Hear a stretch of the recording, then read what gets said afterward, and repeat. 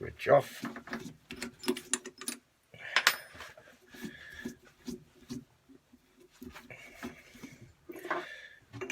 In with my 16mm drill. Nope, wrong one, that's the flat bottom. Normal 16mm drill.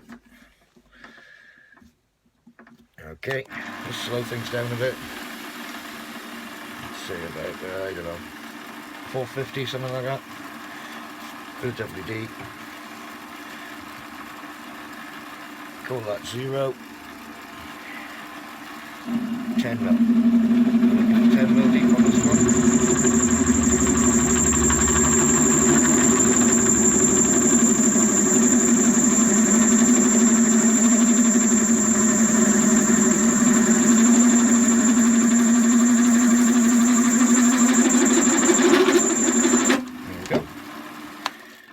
Right, flat bottom 16mm now.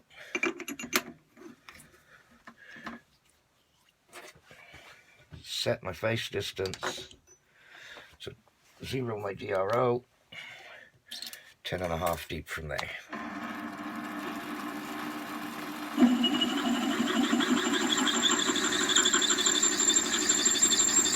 Seven, 8,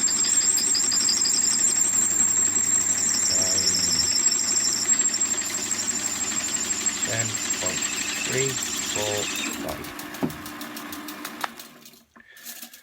And that's another one done, ready to go on the filler drill.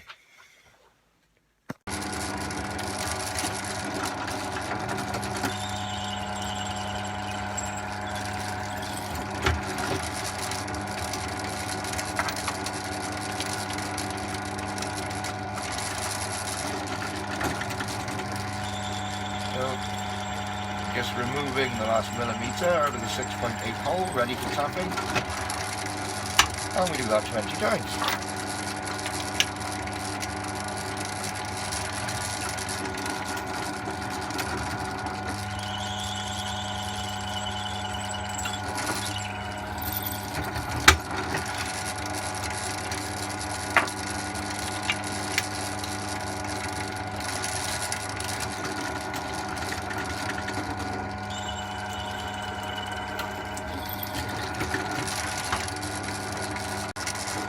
Now for the 5.1 into the centre drilled hole that I did on the lathe.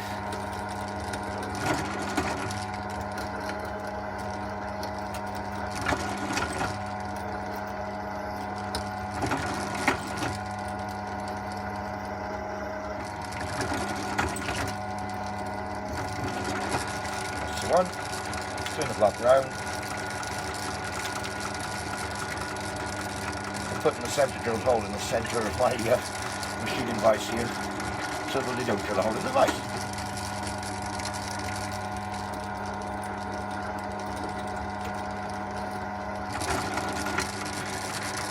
WD.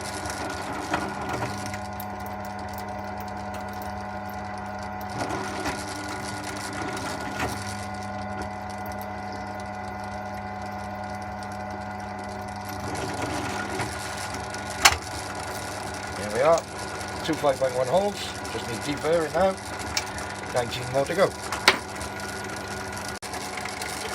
Okay, deburr.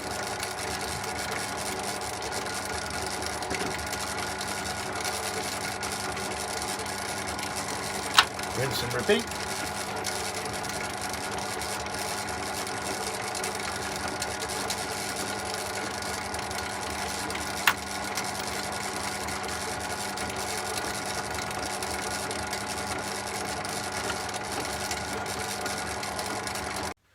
Okay, now we're going to tap the holes. So, got an M8 tap, it's the first tap, so it's an open hole, it's about 10mm thread, I suppose, of depth. So I'll just put a starter tap, get it started nice and true. And this should actually cut straight through, no problem, because it's such a short amount of thread, really. In fact, it's about 9mm thread. There we go, straight through and out the other side, and of course, it's a fairly new tap, nice and sharp, so no need for me to reverse it on such a short area. And there we are. All you need now is cleaning up, bit of Scotch Brite, and they're ready to go.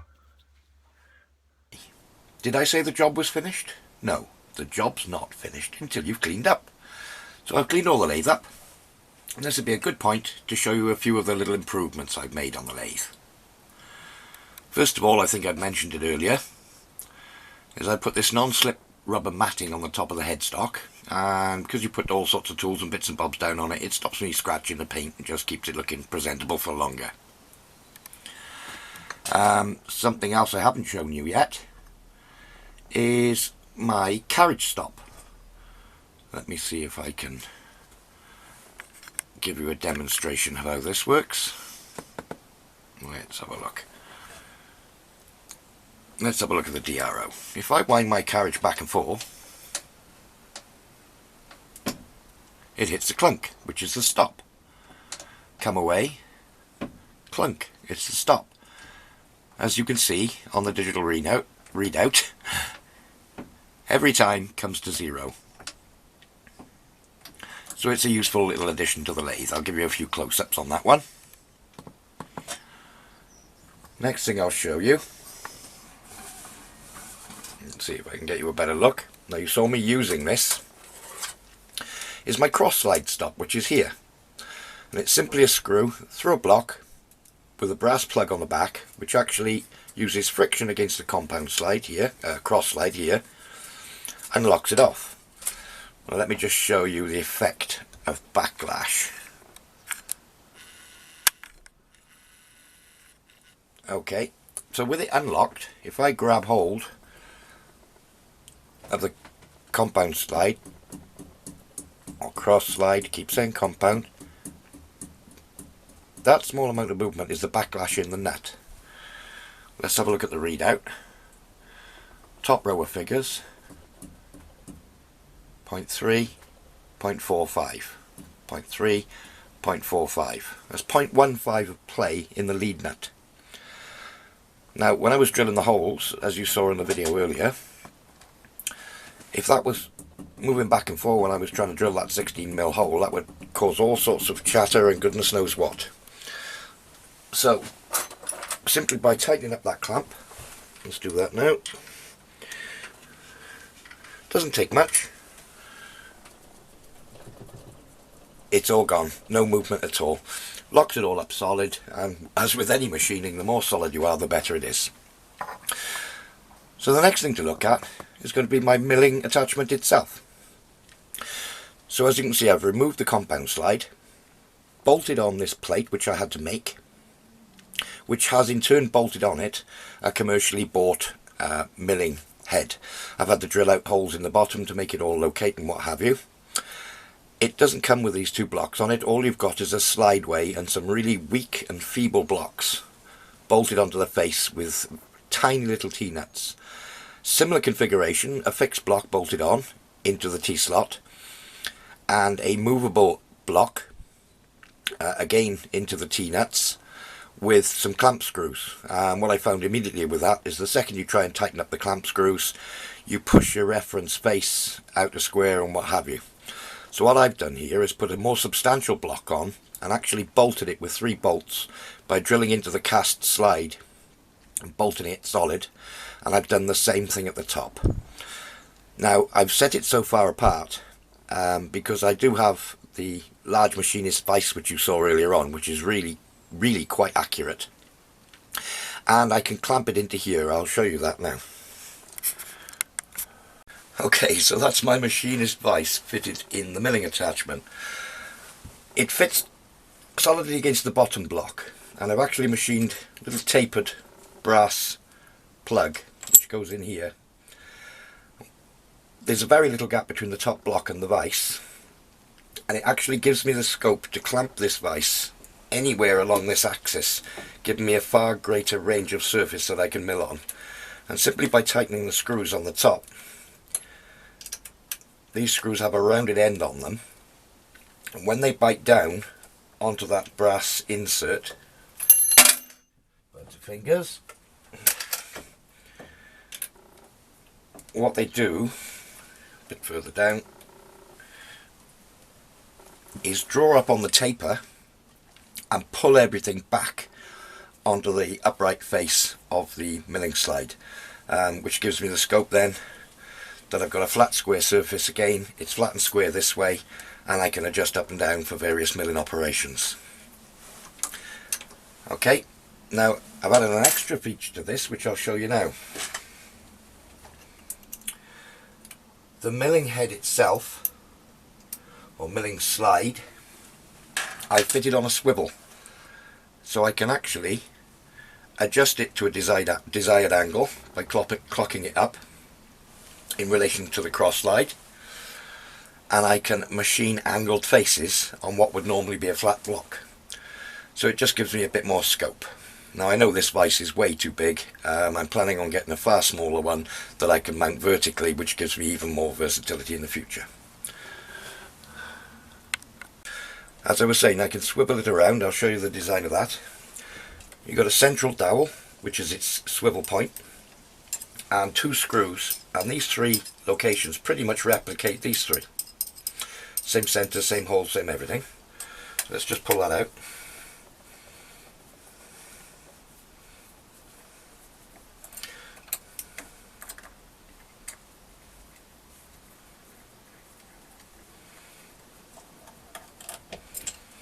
Okay, so there's the dowel, 2 holes and a matching reamed hole in the bottom of my slide. And this is a tapered plate counterbored into the underside of the main plate, which can rotate. So as you can imagine, when you tighten up the screws between the 2 faces, it pulls up on this taper, which locks it firmly in the centre position. Unnip the 2 screws, you can rotate to the desired angle, and when you lock it up, it fixes it solidly at that angle. Let's take the next plate off.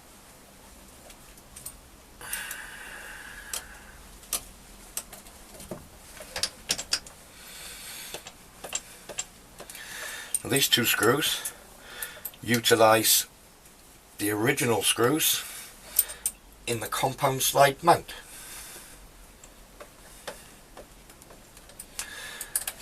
Now I have fitted a 3rd screw, and that meant drilling and tapping into my cross slide, but it's 1 hole and it's not affecting anything underneath.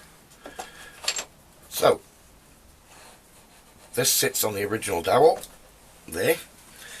So as you can see, I've replicated what was the original compound slide mount on this plate, moved it across to the centre of my machine, so that when the cross slide is in the centre of its maximum travel, this way and that way, this is in the centre line of the bed of the lathe, which gives me maximum scope for travel when milling. There's a few little holes machined underneath just to clear these obstacles here. This is the new hole I've drilled and tapped. And what I've also done, because they are quite odd sized screws that hold it down on length, is I've drilled and tapped 3 holes in the side of the block, so when I take the fixture off, I put my 3 mounting screws in these tapped holes, and that keeps the 3 odd lengthed screws safe with the fixture, so that next time I come to put it on, I'm not searching around for the screws. There's the little tapered plug. As you can see, it was just a simple turning operation. Tapered plug, 2 tapped holes, and that replicates pretty much what you've got here. The underside of this plate, obviously I've had to put it up on a face plate and bore this out at an exact matching angle. When I set my compound slide to machine the angle on this plug, I left it locked at the same angle and machined the hole, and simply opened it up until my plug sat just below the surface, so I know I'm not interfering when I clamp it down.